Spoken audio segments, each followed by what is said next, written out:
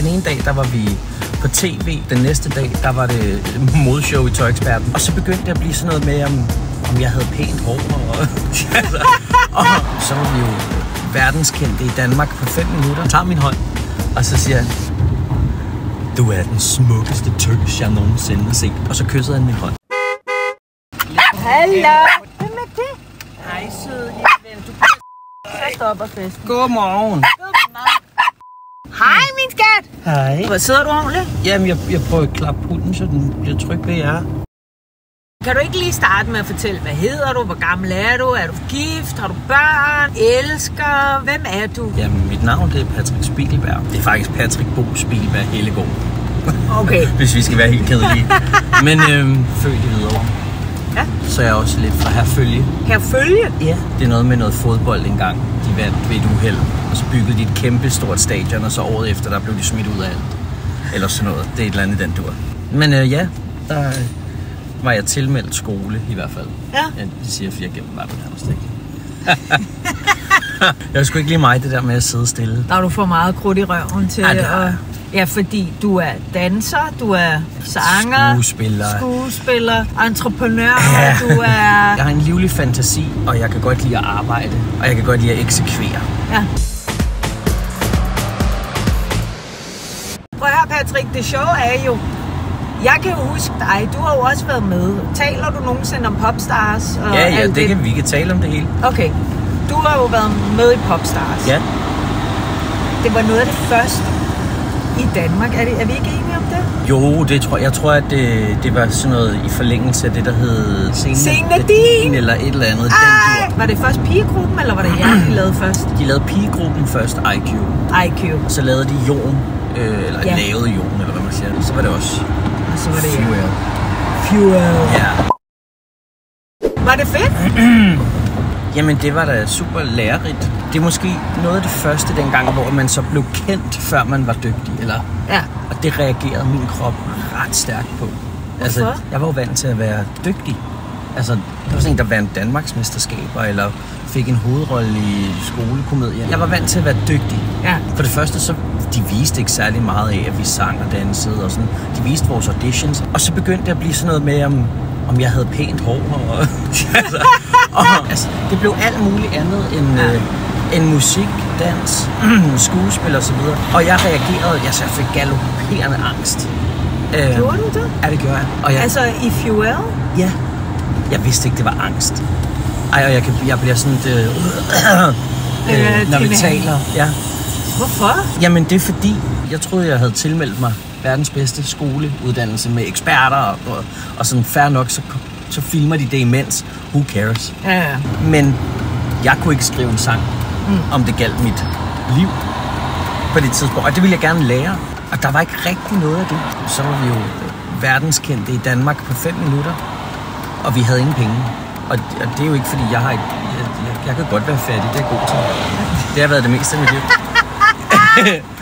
Men når jeg ikke havde råd til at styre mine omgivelser, altså folk begyndte jo bare at tage billeder, eller sådan, se der ham der, han er vildt god, eller han er vildt dårlig, eller... Altså, vi havde en mening om... Ja, og vi havde ikke mulighed for ligesom at styre det der, den eksponering, der kom. Men det var også, der er jo ikke noget, der er så skidt, at det ikke er godt for noget. Nej. Og jeg er også en, der dyrker ekstremerne, så man kan ligesom sige, at jeg startede min musikalske karriere lige nøjagtigt der, hvor at jeg aldrig skal hen igen. For jeg skal aldrig nogensinde synge en sang, jeg ikke selv har skrevet. Jeg skal aldrig nogensinde... og det er der jo mange, der trives i. Men jeg er bare ikke en Justin Timberlake kind of guy. Det er jeg ikke. Hvad gjorde du for at lære det? Altså, du siger, at du ikke var god til det under Popstar. Faktisk, vil du vide. Ja. Jeg blev venner med en virkelig, virkelig dygtig sangskriver, som... har skrevet for Kylie Minogue, og hun har arbejdet med Thomas Troelsen, og hun er den vildeste sangskriver. Ja. Jeg har altid gået til de dygtigste, jeg kunne finde. Gud, hvor sjovt. Men altid. Jeg gjorde Britt Bendiksens søn, Niklas Bendiksen. Ja. Han lærte mig alt, hvad jeg kunne som danser. Den ene dag, der var vi på tv. Den næste dag, der var det modeshow i Tøjeksperten. Og jeg har aldrig været for fin til noget. Altså, det er sådan, det gør vi bare fedt. Vi skal bare ud og lære. Og han var den bedste. Anyways, tilbage. Så jeg sad faktisk og skrev med og lærte Cecilia-projektet. Cecilia? Ja. Hende har jeg jo lige haft med ud at køre. Er det rigtigt? Ja. Hele hendes første album, det er mig, der har indspillet alle hendes vokaler og coachet hende. Og, Nej, hvor griner. ja, det lange eller korte er, at så har jeg jo været omkring de her mennesker og lært at skrive, og hvordan bygger man en sang. Og så jeg har taget det allerbedste med, og nu har jeg skrevet en sang, som jeg har selv udgivet den. Ja. Jeg har jo skrevet mange sange med, men nu har jeg skrevet et nummer, jeg har udgivet. Og for første gang, så har jeg selv udgivet det. Jeg har selv skrevet det, selv betalt for det. Og jeg har aldrig lavet noget i eget navn, og streamet lige så godt. Den har streamet over 11.000 på en uge. Og hvad hedder det? Glad dreng.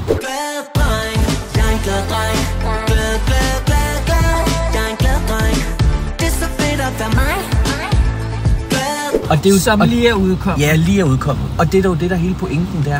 Der er masser af mennesker, der prøver at tage din glæde hele tiden. Sidste år, der skrev min businesspartner med alle pengene og regnskab og så videre. Lige efter det skete, dør min mormor. Jeg fokuserer på alle de år, jeg havde med min mormor. Ja. I stedet for, at hun ikke er der. Ja. Jeg fokuserer på, at jeg kan lave min business, og det er mig, der har opfundet den. Det er mig, der... Altså, så jeg vælger at være en glad dreng. Men er der ikke noget, der gør dig... Hvad gør dig sur? Hvad gør dig sur? Uretfærdighed. Ja. Og særligt, hvis det er andre, det går ud over. Så bliver du... Jeg bliver rasende. Racisme, diskrimination. Du har lige optrådt til Pride. Ja, det har jeg. Apropos. Grunden til, at jeg tog til Pride og stillede mig på den scene, der er så mange kommentarspor for tiden, der skriver, det er sådan nogle se mig, hør mig mennesker hele tiden. Uden for miljøet, dem der er modstandere af Pride. Ja, okay. De siger, de vil bare se mig, hør mig. For mig, der er Pride, det handler ikke om, at man skal se og høre mig, bortset fra, at jeg lige stiller mig på en scene og spillede noget musik. Men det er noget andet. Se mig og hør mig! Ja. Jeg kunne godt tænke mig at bygge bro, sådan så at vi ikke længere nødvendigvis er en anderledes race. Men er det en normalitet? Det er jo bare en del af livet. Nogle kysser med drengene, nogle kysser med piger. Ja. Og sådan er det. Jeg er bare en glad dreng. Ja. Ser du dig selv som en del af miljøet? Det er jeg jo. Men jeg vil gerne samle os. Og fordi det er det, jeg tror, der er problemet, at vi bliver ved med at dele os op i mindre grupper. Og det er jo i takt med, at vi bliver friere og friere mennesker. Så er vi også blevet mere og mere forskellige i vores udtryk. Ja. Og i vores levemåder. Og det vi lige har glemt, altså den næste lektion, der er i det at være et frit menneske, det er, at den måde, som de andre gør det på, det er også okay. Altså igen, vi må ikke fortælle, hvem hinanden er. Det skal vi holde op med. Ja. Sådan, når gør du sådan, så er du sådan. Og det jeg jo håber på, at vi kan komme hen et sted, der hvor vi faktisk aflabeler hinanden. Det er det, jeg prøver at gøre. Så når folk siger, er du det? Så siger jeg, jeg er bare en glad dreng. Har du ADHD? Jeg er bare en glad dreng. Tupac eller Biggie? Tupac. Hvis dit liv var en film, hvad ville introsangen være? Gud. I'll be there for you. Er det rigtigt? Ja, det tror jeg. Jeg er en god ven. Jeg sætter en ære i at være en god ven. Fedt. Og hvis folk vil ind og høre din musik, så skal de gå ind og høre det på Spotify. Ja, Spotify. Den er alle steder. Og det der, så har jeg playlister. Ja. Tilføj den til playlist. Og for det er vigtigt. Det er nemlig vigtigt. Var det svært for dig at springe ud? Ja. Ja, og det var jo også en del af hele den der. Fordi man vil jo ikke ændre sin identitet. Jeg gider ikke at være homo-Patrick. Altså, jeg er jo bare Patrick. Også fordi man kan ikke måle noget sted i mit blod, om jeg er homo. Man kan måle, om jeg er en dreng. Og når man så har målt, at jeg er en dreng, så kan man ikke måle, om jeg kan lide grøn, blå, lyserød, eller om jeg kysser med drenge, eller om jeg arbejder på en boreplatform, eller om jeg er popstjerne, eller det kan man ikke måle i mit blod. Man kan måle, at jeg er en dreng, fordi at det kalder vi den kromosomsammensætning. Ja. Hvem er din inspiration? Hvem inspirerer dig? Altså, det kommer an på, hvad vi snakker om. Jeg elsker Kim Larsen. Og jeg har også du kunne jo også godt have været sådan lidt Kim Larsen med kappen lige i dag og brillerne og lædervesten. Men jeg har jo verdens bedste historie med Kim Larsen, synes jeg selv. Ja. Vi havde spillet Sølund Festival. med Infernal. Jeg dansede jo for Infernal i nogle år. Da vi så er færdige med koncerten, så blev vi kørt i turbussen ned til et sted, der hedder Fatter Eskil i Aarhus. Når man skal overnatte i Aarhus, så mødes alle bandsene dernede. Jeg sidder så ude i Rygegården, og så fordi vi ikke havde været på hotellet, så havde jeg stadigvæk lidt sort om øjnene, og jeg havde bare sådan en bowlerhat på, og så sad jeg ude i den her gård, og så lige så går døren op. Og så er det freaking Kim Larsen. What? Der går direkte over til mig. Han tager min hånd, og så siger han, du er den smukkeste tøs, jeg nogensinde har set. Og så kyssede han min hånd. Nej! Og jeg tænkte sådan, nej. Så jeg sagde bare, så jeg hedder Patrick. Og så kiggede han på mig, og så sagde han, du er en stodder. Og du er smuk alligevel. Og så gik han videre. Mener du det? Og det er den rummelighed. Ærligt, det der kys på min hånd. Og hans reaktion på, at det var ham, der tog fejl. Altså,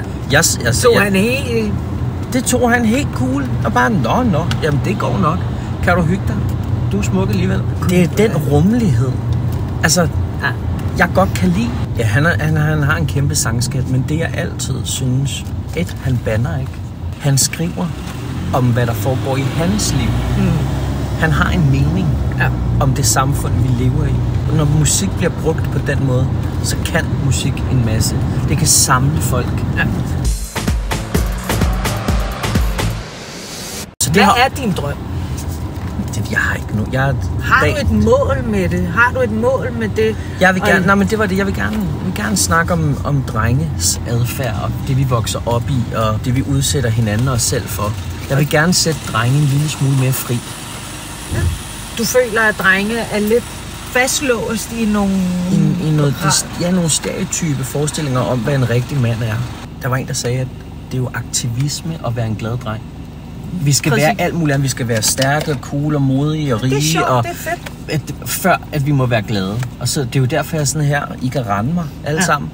I like that. Det er aktivisme at være en glad dreng. Altså, jamen, og der er jo mange drenge, der går rundt og tror, at de skal være... Eller det tror de ikke. Det skal de. Du ved, de skal være gangster, de skal være cool, de skal ud af mange damer og så videre. Før og deri ligger glæden. Der er 9 ud af 10 drenge siger, at deres yndlingsfarve er sort. Og det er de jo ikke, når de er drenge. Der er det grøn eller blå eller et eller andet. Ja. Altså, lyserød! Ja. Nå, men forstår du, mener? Er der en sidste ting, du gerne vil sige, inden vi siger tak for turen?